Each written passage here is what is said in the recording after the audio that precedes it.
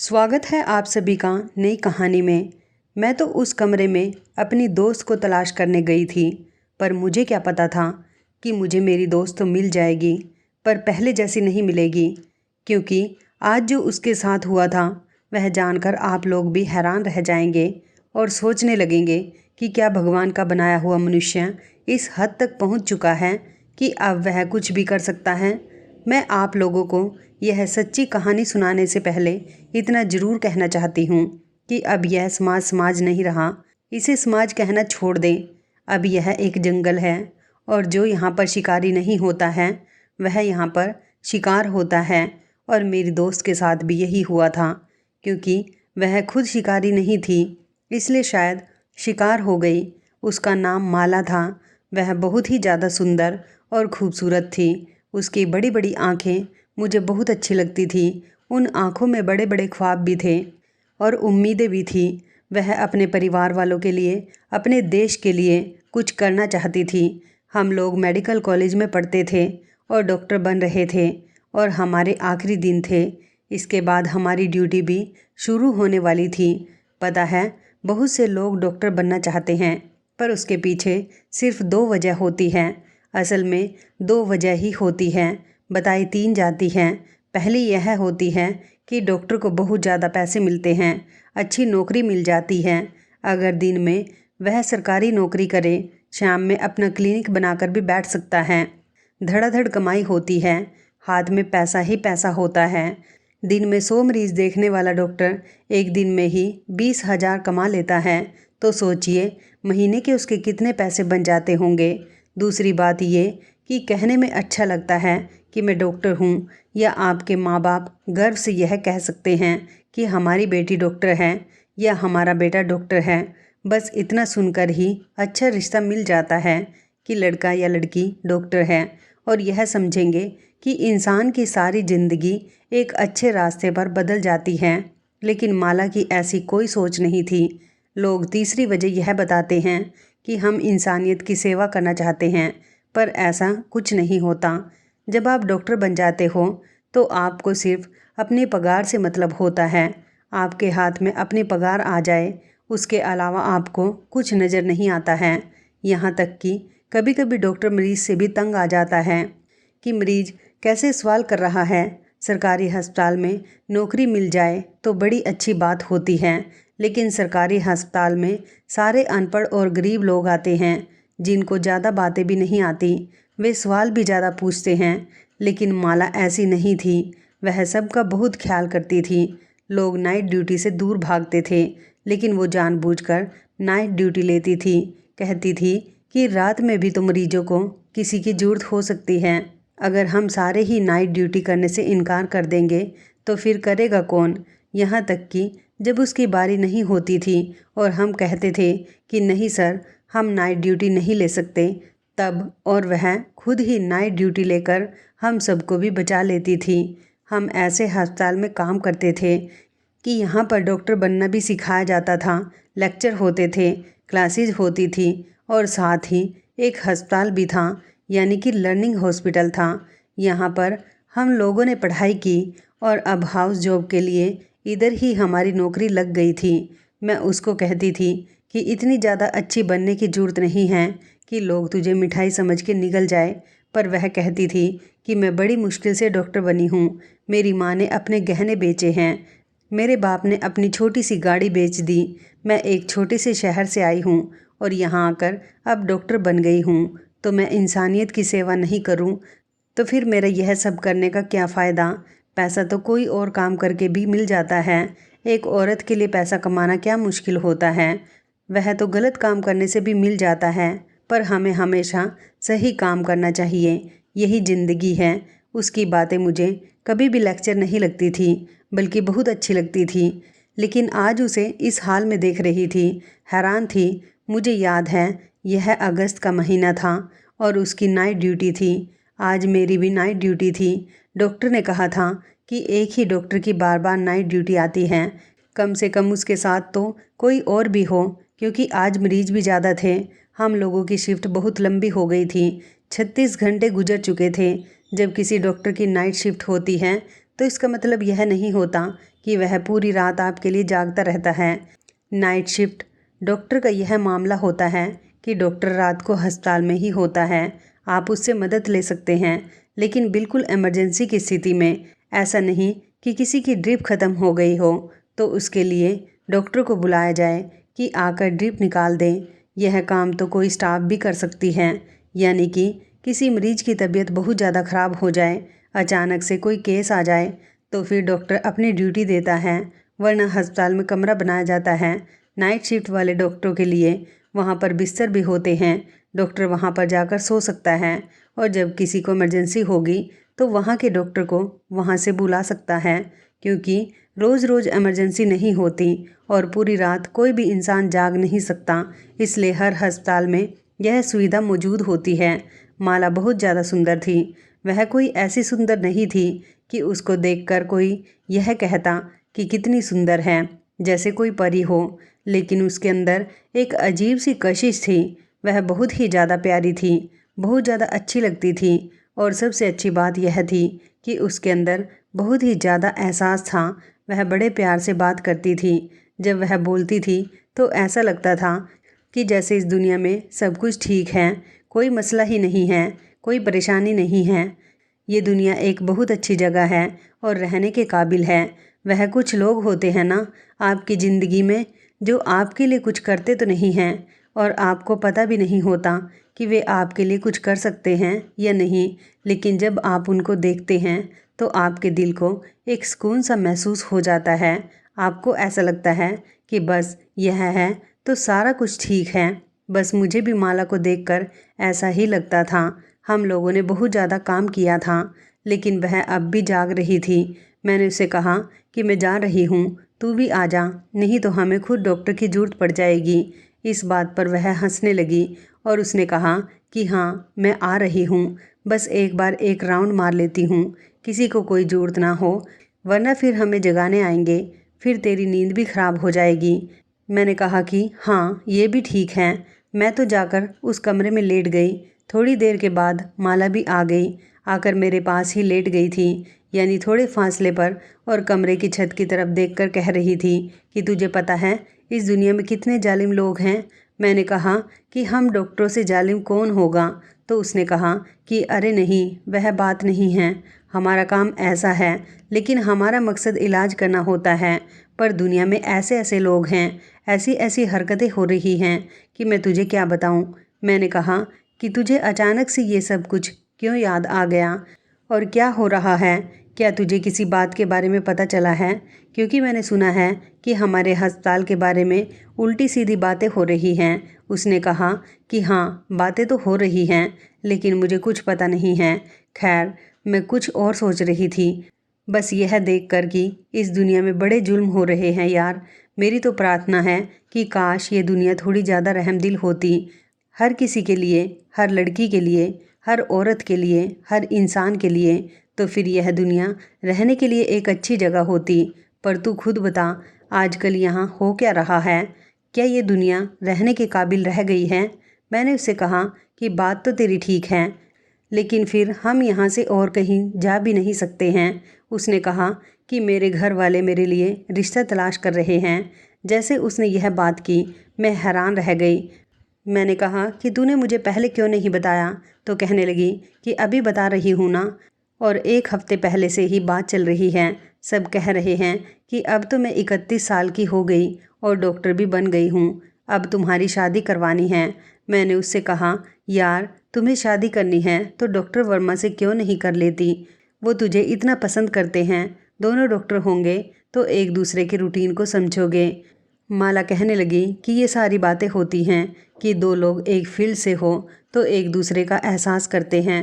अरे जिसने एहसास करना होता है ना, उसका फील्ड से होना ज़रूरी नहीं होता, वो वैसे ही एहसास कर लेता है। और जिसने एहसास नहीं करना होता, वो चाहे फील्ड का हो जाए, उसको पता हो कि आपकी रूटीन क्या है, वह फिर भी एहसास नहीं करता। मैंने उसे कहा कि तू बातें बड़ी अच्छी करती है, लेकिन तेरी बातें हमेशा सच होती हैं। ऐसा ही है, पर फिर भी वह आदमी बुरा नहीं है। इस बात पर माला ने कोई जवाब नहीं दिया। डॉक्टर वर्मा हमारे अस्पताल का सबसे सुंदर डॉक्टर था। सारा स्टाफ डॉक्टर सब उसे देखकर आहें भरती थी और कहती थी कि अभी उसकी शादी नहीं हुई है, पता नहीं वह खुशकिस्मत लड़की कौन होगी जिसके साथ इसकी शादी होगी। एक दफ़ा तो माला ने भी कहा था कि देखने में बहुत सुंदर है, लेकिन अभी माला उसके नाम पर ही थोड़ी सी गुस्से में नज़र आने लगी और उसने जवाब भी नहीं दिया। हम इसी तरह बातें करते करते थोड़ी देर को सो गए। बीच रात मेरी आँख खुली तो मैंने देखा कि माला अपनी जगह पर नहीं थी। मुझे लगा कि कोई इमरजेंसी हुई होगी तो वह उठकर चली गई होगी। हम डॉक्टर जितना थक के सोते हैं, एक दफ़ा आँख बंद कर ली तो फिर सुबह ही पता चलता है कि अच्छा सुबह हो गई। ऐसा लगता है कि कुछ देर ही सोए हैं। और ऐसी नींद उन्हीं लोगों को आती है जो बहुत ज़्यादा मेहनत करते हैं, और हम भी तो मेहनत का ही काम करते थे। मैंने देखा वह वहाँ पर नहीं थी। मैं मुंह उस तरफ करके सो गई। थोड़ी देर के बाद जब मैं बाहर निकली, मुझे किसी मरीज़ ने बुलाया था। मैं उसका काम करके आसपास देखने लगी कि माला कहाँ गई है, लेकिन वह मुझे कहीं भी नज़र नहीं आ रही थी। 2-3 लाइन ही थी यहाँ पर जिस तरफ हमारी ड्यूटी होती थी। अस्पताल तो ये बहुत बड़ा था, लेकिन वह इधर नहीं थी। फिर मुझे लगा कि कहीं दूसरे हिस्से में गई होगी, क्योंकि अस्पताल बहुत बड़ा है। हो सकता है कोई चीज़ ख़त्म हो गई हो जो लेने के लिए गई हो, या उधर कोई मरीज़ आया हो। अभी सुबह होने में वक्त था जब मैंने देखा कि साइड पर एक कमरा था जिसका दरवाज़ा खुला हुआ था। यह कमरा भी हमारे कमरे जैसा ही था। यहाँ पर भी आराम किया जा सकता था, लेकिन इधर ज़मीन पर सिर्फ एक गद्दा पड़ा था और अस्पताल की कुछ व्हील चेयर और लोहे के बेड एक साइड पर रखे हुए थे। ये पहले तो कमरा ही था, लेकिन ऐसा ऐसा रूम बनता जा रहा था जिसका जो दिल करता है वह कूड़ा कबाड़ उठाकर इस कमरे में रख देता था। मैंने सोचा कि इसका दरवाज़ा क्यों खुला हुआ है, और इस तरफ से तो बाहर का रास्ता भी था, लोग आते जाते थे। सुबह हो रही थी। हमारे अस्पताल में एक रूल था कि रात के वक्त अगर किसी मरीज के साथ कोई आदमी आया है तो वह अंदर नहीं रुक सकता था, बल्कि वह बाहर इंतज़ार करता था। लेकिन जब सुबह के 6 बजते थे तो सुबह के 6 से लेकर रात के 9 बजे तक आदमी लोग भी अंदर आ सकते थे। इसलिए मैंने सोचा कि मुझे ये कमरा बंद कर देना चाहिए, क्योंकि यह ना हो कि इधर से कोई आए और कोई लोहे की चीज़ उठाकर सीधा ही निकल जाए। किसी को कुछ पता भी नहीं चलेगा, क्योंकि कुछ एक हफ्ते से हमारे सारे अस्पताल के सीसीटीवी कैमरों को भी बंद कर दिया गया था, जबकि आज तक ऐसा नहीं हुआ था। बताया यह जा रहा था कि कैमरे ख़राब हो गए हैं, इसलिए दोबारा से ही लगवाने पड़ेंगे। ख़राब कैमरे चलाने का कोई फ़ायदा नहीं, इसलिए बंद कर दिए गए हैं। मैं उस कमरे का दरवाज़ा बंद करने लगी थी जब मैंने सामने का मंजर देखा। मुझे कुछ अजीब सा दिखाई दिया।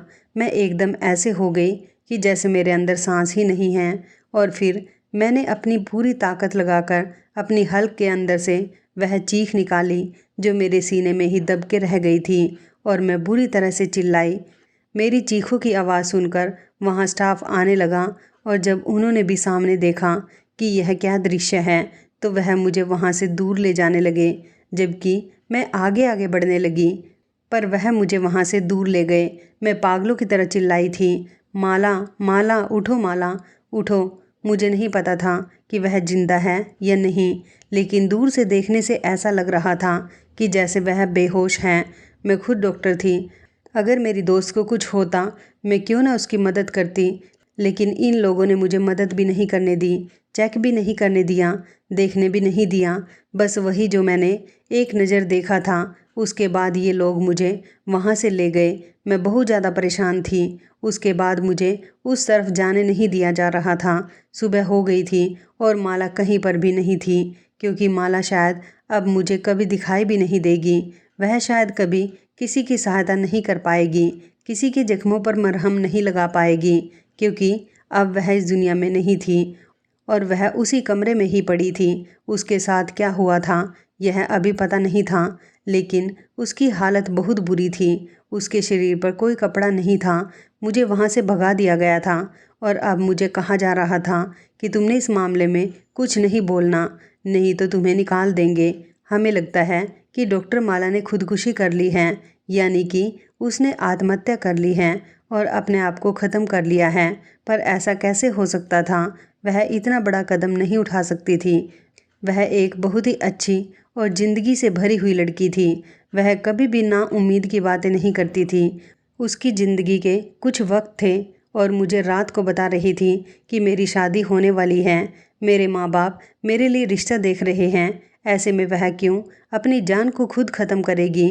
और अगर उसने आत्महत्या की थी तो फिर उसकी ऐसी हालत क्यों थी? मुझे भी सही तरीके से पता नहीं चला था, कोई बता नहीं रहा था। लेकिन थोड़ी देर के बाद एक खबर पूरे अस्पताल में आग की तरह फैल गई और मेरे कानों तक भी पहुंच गई थी। वह खबर यह थी कि डॉक्टर माला के साथ बहुत बुरा हुआ है और यह बुरा करने वाले कोई 8 से 10 लोग हैं। कहाँ गए हैं किसी को पता नहीं है। डॉक्टर माला इस दुनिया से जा चुकी हैं और अस्पताल वाले यह कह रहे हैं कि डॉक्टर माला ने आत्महत्या कर ली है। मेरे दिल पर क्या गुजरी थी मैं ही जानती थी। मुझे ऐसा लग रहा था कि जैसे जो कुछ माला के साथ हुआ वह माला के साथ नहीं बल्कि मेरे साथ हुआ है। अस्पताल में ऐसे लोग अंदर आ सकते हैं और उसके साथ यह सब कुछ हो सकता है। मुझे भी बुला लिया गया और कहा कि तुमने अपनी ज़ुबान नहीं खोलनी है, तुमने कुछ नहीं देखा, क्योंकि अगर तुमने अपनी ज़ुबान खोली और किसी को भी कुछ बताया तो हमारे अस्पताल की इमेज बहुत ख़राब हो जाएगी। यहाँ पर ना तो कोई पढ़ने के लिए आएगा और ना ही कोई डॉक्टरी करेगा। अगर तुमने कोई भी शिकायत करने की कोशिश की हम तुम्हें इस अस्पताल की नौकरी से निकाल देंगे और तुम्हारे खिलाफ केस बनाएंगे कि तुम अच्छी डॉक्टर नहीं हो। तुम्हारे हाथों में कोई मरीज ख़त्म हुआ है फिर तुम्हें किसी और अस्पताल में भी नौकरी नहीं मिलेगी। मैं भी माला की तरह गरीब घर से ही थी और अपने माँ बाप का जेवर बेचकर डॉक्टर बनी थी, इसलिए मैं चुप हो गई। लेकिन मेरा दिल किस कदर परेशान था और कैसे फटा जा रहा था ये सिर्फ मैं ही जानती थी। जब माला के घर वालों को फ़ोन किया गया तो मैं वहीं पर मौजूद थी। फ़ोन के अंदर से आवाज़ आ रही थी। जब उनको बताया कि आपकी बेटी नशे में डूबी थी और उसने आत्महत्या कर ली है, उसके बाप ने ऐसी बात की कि मेरी आंखों में आंसू आ गए। उसने कहा कि मेरी माला की बात कर रहे हैं आप? कैसे प्यार से कहा था उसने कि मेरी माला की बात, और उसकी माला अब इस दुनिया में नहीं रही थी। सर ने कहा कि हाँ उसी की बात कर रहे हैं, उसने आत्महत्या कर ली है। लगता है उसकी ज़िंदगी में कोई लड़का था जिसके पीछे उसने यह सब कुछ किया है। आप आ जाएं, उसकी बॉडी कलेक्ट कर लें। और हम लोग मजाक नहीं कर रहे हैं। एक तो फिर आपको ये बात बता रहे हैं कि आपकी बेटी माला शर्मा ने आत्महत्या कर ली है। आप लोग आ जाएं ताकि बाकी की कार्रवाई हो सके और आपकी बेटी को आपके हवाले किया जा सके, नहीं तो पुलिस केस बन जाएगा। मैं तो माँ बाप के बारे में सोचकर आज तक दुखी हूँ जिनको ऐसी खबर मिली। जब वह वहाँ से अपने घर से निकले होंगे, किस तरह निकले होंगे? क्या वह रो रहे होंगे? क्या एक दूसरे से ये बात कर रहे होंगे कि पता नहीं सच है या झूठ? अपनी बेटी को बार बार नंबर मिला रहे होंगे लेकिन उसका फ़ोन बंद जा रहा होगा। फिर इतना लंबा सफ़र करके वो लोग यहाँ पहुँचे तो अस्पताल वालों ने बॉडी देने से इनकार कर दिया और कहा कि अभी कुछ बातें हैं जो हम देख रहे हैं। उन्होंने यह तो बता दिया था कि माला इस दुनिया में नहीं है और एक नज़र माला को दिखाया भी था। उसके माँ बाप की हालत बहुत अजीब थी, दोनों ही बूढ़े थे। उनकी एक ही बेटी थी और उसके 2 भाई और भी थे। हालत बड़ी ख़राब थी दोनों की। मुझे उसकी माँ जानती थी, मेरे से पूछने लगी। मुझे जो पता था मैंने बता दिया और यह भी बताया कि अस्पताल वाले मुझे भी धमका रहे हैं, कहते हैं कि आपको नौकरी से निकाल देंगे। उन्होंने कहा कि तुम FIR नहीं करो, हम तुम्हारा नाम कहीं भी नहीं लेंगे। मैं उनको कैसे तसल्ली देती। 3 घंटे का इंतज़ार करवाने के बाद उन्होंने माला को उसके माँ बाप के हवाले किया और वह वहाँ से उसे ले गए। पोस्टमार्टम भी करवाया गया था। पोस्टमार्टम की रिपोर्ट ऐसी थी कि देखकर आंखों से आंसू आ जाते थे। जिसको भी इस बारे में पता चलता वह हैरान रह जाता था। उसके बाद मैं वापस अपने घर आ गई। मुझे भी बड़ी मुश्किल से छोड़ा था। बार बार मुझे कह रहे थे किसी को कुछ बताना नहीं, और मेरा जो फाइनल बयान लिखवाया था उसमें मुझसे यह लिखवाया गया था कि मुझे कुछ नहीं पता, मैं तो सो रही थी। माला भी कमरे में सो रही थी, लेकिन सोने से पहले वह यह कह रही थी कि मैं आत्महत्या करना चाहती हूँ। जब मैंने पूछा तो उसने बताया नहीं कि वजह क्या है, और उसके बाद जब मैं सुबह उठी तो वह आत्महत्या कर चुकी थी और मैंने उसे कुछ ऐसी हालत में देखा था। मुझसे यह बयान ले लिया गया और मैंने भी दे दिया, क्योंकि मैं भी अपने माँ बाप की इकलौती बेटी थी। क्या मैंने अपनी दोस्त के साथ गद्दारी की थी? शायद हाँ। मेरे दिल पर दो बोझ थे। एक तो यह कि मेरी दोस्त इस दुनिया से चली गई, वह भी ऐसे बुरे तरीके से, और दूसरा बोझ जो मेरे दिल पर था वह यह था कि मैं उसके लिए कुछ कर नहीं सकी। उल्टा मुझे अपना बयान भी बदलना पड़ा। कैसा ज़माना था। मैं घर आ गई, लेकिन शाम तक यह देखकर हैरान रह गई थी कि माला के लिए पूरा शहर निकल आया था। सब लोगों को बात का पता चल गया था। बात बाहर कैसे निकली ये कोई नहीं जानता है। यहाँ तक कि तस्वीरें और वीडियो भी वायरल हो गई थी। माला इस दुनिया से चली गई, उसकी अंतिम घड़ी भी गुजर गई, लेकिन अब सब लोग उसके लिए इंसाफ मांगने के लिए सड़कों पर निकल आए थे। अभी भी पता नहीं चल रहा था कि यह सब कुछ क्यों हुआ था। बताया ही जा रहा था कि उसने आत्महत्या की है, और असल बात ये बताई जा रही थी कि कुछ लोग अचानक से उसके कमरे में घुस आए और उन्होंने माला के साथ बहुत बुरा किया। लेकिन मेरा दिल कह रहा था कि बात कोई और है।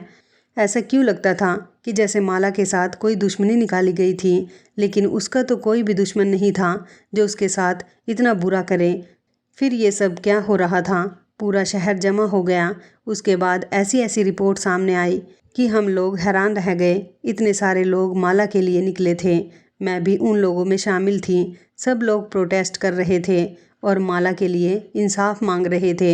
हमारे अस्पताल का प्रिंसिपल अभी भी यही कह रहा था कि लड़की ने आत्महत्या की है। उसकी निजी ज़िंदगी में कुछ मामला होगा जिसकी वजह से उसने आत्महत्या कर ली। अब उसकी गलती ये है कि उसने हमारे अस्पताल में आत्महत्या की, तो हम भी फंस गए हैं। प्रिंसिपल साहब को अपने अस्पताल की इमेज की पड़ी हुई थी। वो बार बार यह भी कह रहे थे कि हमारा अस्पताल इस देश का बहुत बड़ा अस्पताल है, यहाँ से पता नहीं कितने अच्छे अच्छे डॉक्टर निकले हैं, और आप लोग कैसे हमारे खिलाफ बातें कर सकते हैं। मैं ऐसा नहीं होने दूंगा। आत्महत्या करना किसी भी व्यक्ति की अपनी मर्जी होती है।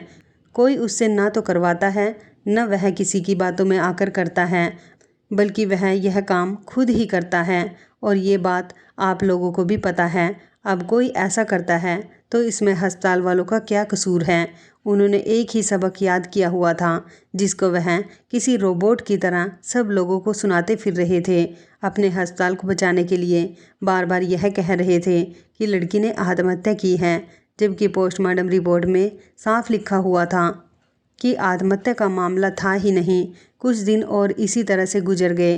अभी भी इंसाफ मांगा जा रहा था कि किसी तरह उन लोगों को पकड़ा जाए, उन्हें सज़ा दी जाए। लोग इस कदर गुस्से में थे कि कह रहे थे कि अगर यह काम पुलिस या कॉलेज वालों से नहीं होता तो हम खुद उन लोगों को तलाश करेंगे और ऐसी सज़ा देंगे कि सबको पता चल जाएगा कि किसी औरत के साथ बुरा करने की सज़ा कितनी बुरी हो सकती है। लेकिन वह लोग इतनी चालाकी से भागे हुए थे, अभी तक पता नहीं चल रहा था कि कहाँ हैं। पर फिर बीच की बात पता चल गई। मामला कुछ ऐसा था कि अस्पताल के लोग, जिसमें प्रिंसिपल भी मिला हुआ था, वह अस्पताल में कुछ बुरा कर रहे थे, इंसानी अंगों की स्मगलिंग कर रहे थे।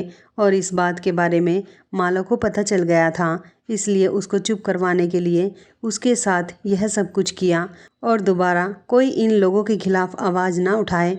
इसलिए उसकी हालत इतनी बुरी हालत बन जाए कि जो उसको देखे, उसके बारे में सोचे, वह अस्पताल वालों से डरे और यह डर उनके दिल में बैठ जाए कि इनके खिलाफ जो भी कुछ बोलता है उसके साथ यही होता है। आज इस बात को 22 दिन हो गए हैं। हम अभी भी माला के लिए इंसाफ मांग रहे हैं, सड़कों पर निकल रहे हैं। हैरान हूँ कि कितने लोग हैं जो उनके लिए सड़कों पर निकले हैं। मैं तो सोचती थी कि शायद इंसानियत ख़त्म हो गई है, कोई किसी के लिए नहीं निकलेगा। लेकिन सिर्फ अपने देश के लोग ही नहीं, आसपास के लोग भी जो दूसरे देशों में रहते हैं, जो इस चीज़ को समझते हैं, जो हमारी ज़ुबान और हमारे कल्चर से थोड़े भी करीब हैं, वह भी इस मामले पर बोल रहे हैं, इंसाफ मांग रहे हैं और माला से हमदर्दी कर रहे हैं।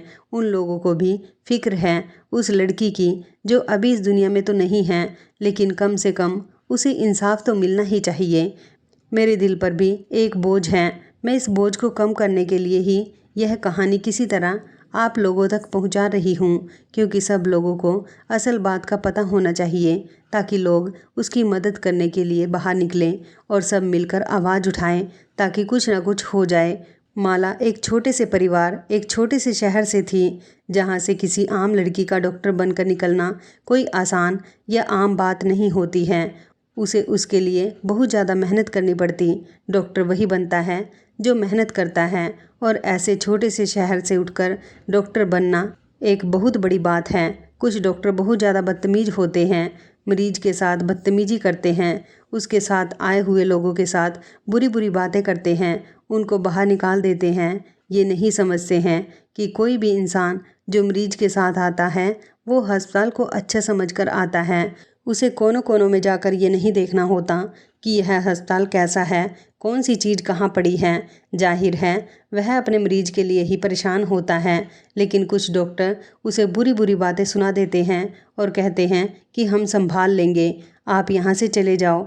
मुसीबत तो वही होती है ना जो आपके अपने ऊपर होती है।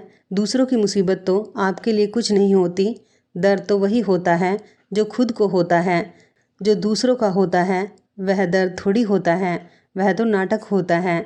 इस तरह के डॉक्टर भी होते हैं और हर इलाके, हर शहर, हर देश में होते हैं। और हम सब जानते हैं कि हमारा भी कभी ना कभी ऐसे डॉक्टर से पाला जरूर पड़ा। लेकिन अगर मैं माला की बात करूं तो मैं अभी भी यह सोच सोच कर रो रही हूं कि एक तो वह बहुत अच्छी डॉक्टर थी, और फिर वह कितनी ज़्यादा अच्छी डॉक्टर थी। वह सिर्फ डॉक्टर ही नहीं थी, उसे इंसानों से प्रेम था। वह कहती थी कि मैंने सबकी सेवा करनी है। अपने से ज़्यादा वह अपने मरीजों के बारे में सोचती थी, कहीं भी गलती नहीं करती थी। बहुत तेज़ थी, उसके अंदर काम करने की सच्ची लगन थी। वह कभी भी अपने काम से थकती नहीं थी। वह कहती थी कि जो काम करने के मैंने सपने देखे, मैं उस काम को करने से क्यों परेशान होंगी, मैं तो कभी भी नहीं थकूंगी। वह ऐसे तेज़ तेज़ भागती, एक मरीज भले उसे 10 दफ़ा बुलाता, वह कभी भी गुस्सा नहीं करती थी। उसके चेहरे से भी नज़र नहीं आता था कि उसको गुस्सा आ रहा है, बल्कि वह अच्छे तरीके से जवाब देती थी और अच्छे तरीके से बात करती थी। नाइट ड्यूटी भी तो इसलिए बार बार लगवाती थी क्योंकि मुझे पता था कि नाइट ड्यूटी मुश्किल होती है, लेकिन रात में भी मरीजों को डॉक्टर की ज़रूरत होती है। इस देश को, उस अस्पताल को, ऐसे इलाके को एक बहुत अच्छी डॉक्टर से महरूम कर दिया। नहीं तो वह बहुत अच्छी डॉक्टर बनती और इससे भी ज़्यादा नाम बनाती, लोगों की मदद करती, क्योंकि ऐसे लोग हज़ारों में कम होते हैं। लेकिन मैंने एक बात देखी है कि अच्छे लोग जल्दी मर जाते हैं। कहते हैं कि जब तक इस दुनिया में एक भी अच्छा इंसान बाकी रहेगा तब तक ये दुनिया ख़त्म नहीं होगी। इसलिए शायद सारे अच्छे इंसान ही सबसे पहले इस दुनिया से चले जाते हैं और बुराई देर से मरती है।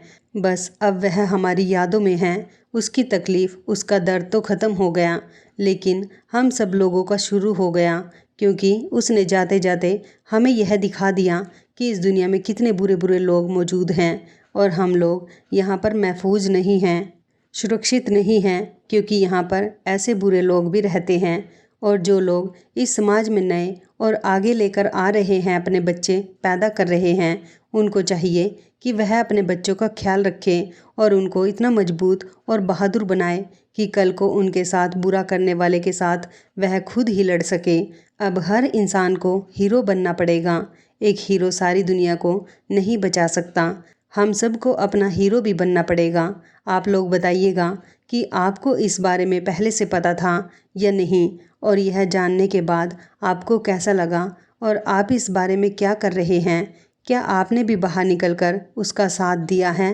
क्या कहीं पर कोई ऐसा छोटा सा भी कदम उठाया है जिससे यह पता चले कि आप उस बेचारी लड़की के साथ खड़े हैं? जितना हो सके उतना उस डॉक्टर के लिए आवाज़ उठाएं, ताकि उस दरिंदे को सज़ा मिल सके जिसने इतनी बड़ी हैवानियत को अंजाम दिया। दोस्तों, वीडियो कैसा लगा कमेंट करके ज़रूर बताएं। वीडियो को लाइक और चैनल को सब्सक्राइब ज़रूर करें।